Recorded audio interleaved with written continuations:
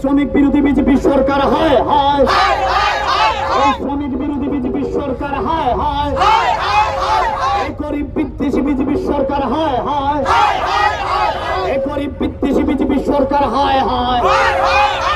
এই নরেন্দ্র মোদীর ধিক্কার, এই নেহরুর ছিল আইনস্টাইন, মোদীর হলো অ্যাপস্টাইন। নরেন্দ্র মোদীর ধিক্কার, এই নরেন্দ্র মোদীর ধিক্কার, এই বিজেপি ধিক্কার, এই বিজেপি।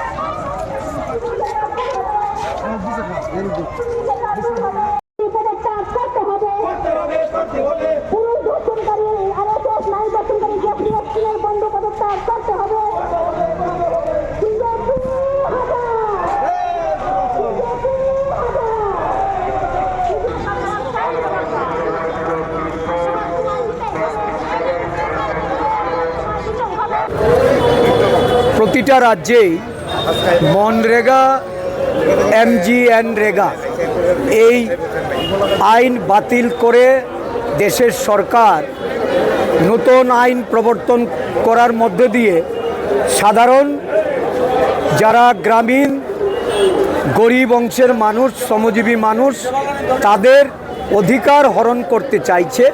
তাদের যে কাজের অধিকার, মজুরির অধিকার, তাদের জবাবদিহিতার যে অধিকার তাদেরকে দেওয়া হয়েছিল এমজিএনরেগা আইনে, সেই আইন আজকে আবার নতুনভাবে পুনর্বহালের দাবিতে ত্রিপুরা প্রদেশ কংগ্রেসের রাজ্যভিত্তিক কর্মসূচি, এই কর্মসূচির মাধ্যমে আমরা গভর্নরের উদ্দেশ্যে স্মারকলিপি তুলে ধরব এবং সেই স্মারকলিপিতে বিভিন্ন দাবি আমরা রাজ্য সরকারের এই রাজ্যে ভিবি গ্রামজি আইনের মাধ্যমে পঞ্চায়েতকে দুর্বল করা, রাজ্য সরকারের আর্থিক যে সহায়তা কেন্দ্রীয় বরাদ্দ রূপে আসতো সেইটাকেও কমিয়ে দেওয়ার এর বিরুদ্ধে কংগ্রেস দলের সারা দেশের সঙ্গে আমাদের রাজ্য আমরা এই কর্মসূচি আজকে রাজ্যপাল ভবনে অভিযানের মধ্য দিয়ে আমরা সংগঠিত করতে চাচ্ছি।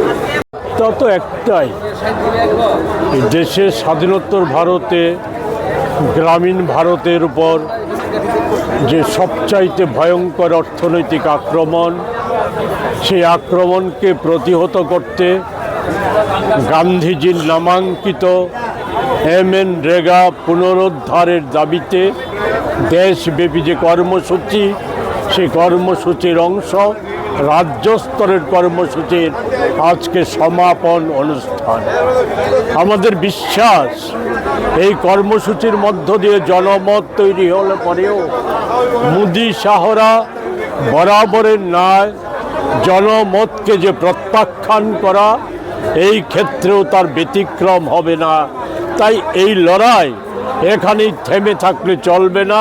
এই লড়াইয়ের মধ্য দিয়ে যে নূতন ধারার সূচনা, সেই সূচনা সমাপ্তি হবে মোদি সরকারের বিদায় ঘণ্টা বাজানোর মধ্য দিয়ে।